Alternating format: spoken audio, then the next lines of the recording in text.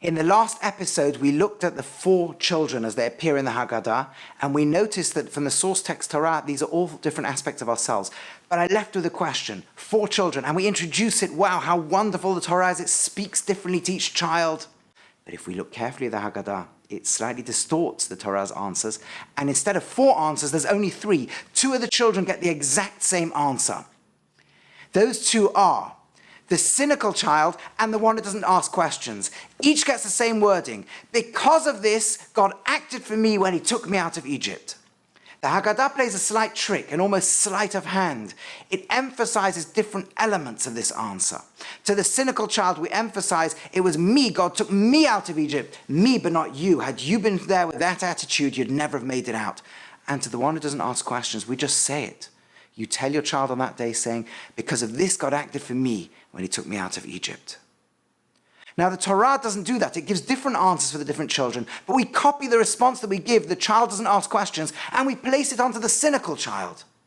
Why do we do that? Now, before we answer that, let's just recall, who is the child doesn't ask questions? It's, of course, not a young 4 or 5-year-old. They know how to ask questions perfectly. In fact, children excel at asking questions.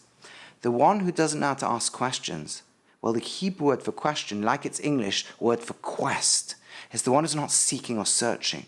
It's more likely actually to be an adult who's done Seder night 10 times, 20 times, 50 times, 100 times before, and they just don't think they've got anything to learn. It could be the learned scholar who comes and says, I know this all already, let me teach you. That's one who doesn't know how to seek or search. And you know what the Haggadah does? It says there's another one who doesn't know how to seek or search too, the cynic. Somebody comes loaded with their questions just for the sake of attacking. Now, skepticism is fine. A skeptic is open-minded, searching and seeking, but a cynic is closed-minded, not seeking and searching. And the Haggadah is saying this. We're giving a message right now to the one who's not seeking and searching, and to the one who pretends they're seeking but is not either, the cynic. And we're giving you both the same message. Why?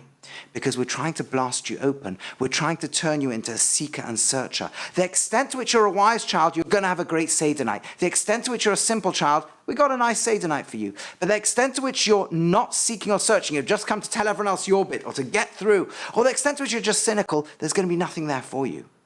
You see, the verse that we give to the cynic and the verse that we give to the one who doesn't ask questions is the verse that turns out to be the key message to Haggadah. It appears 5 times in the Haggadah itself. In fact, the entire structure of the Haggadah mirrors this particular verse. Because of this, God acted for me when he took me out of Egypt. And that's provocative, evocative. What do you mean you came out of Egypt? You didn't personally come out of Egypt. This food took you out of Egypt. How did that do that? And it's meant to awaken something in us to say, 1 second, there's something curious going on. This is a personal journey, not just something we're commemorating in the past. And we copy that, paste it to the cynic. Now recall what we said last time, that each of us can be any of these children. Each of us has an element of wisdom, in which case the whole Haggadah is built for us. We're going to have an incredible night. Each of us can just have simplicity, and to the extent to which we're simple and we just want to know more, we're also going to have a good night. But the extent to which we are cynical and the extent to which we're not seeking and searching is the extent to which we're going to miss the whole message. We can read Haggadah from beginning to end, and if we're not seeking and searching, we will miss the whole thing. And therefore, if we think about it, the whole opening of Haggadah has been to literally open us up. We did strange activities. We broke the matzah, we hid a part of it. We showed everyone how peculiar the bread is. We provoked questions. The Talmud says you could do things of your own initiative. You know what? Leave the room and go into another room. Throw out, distribute sweets or dips or something. Just do strange things and get someone to ask, why are we doing this? And then you know what we do?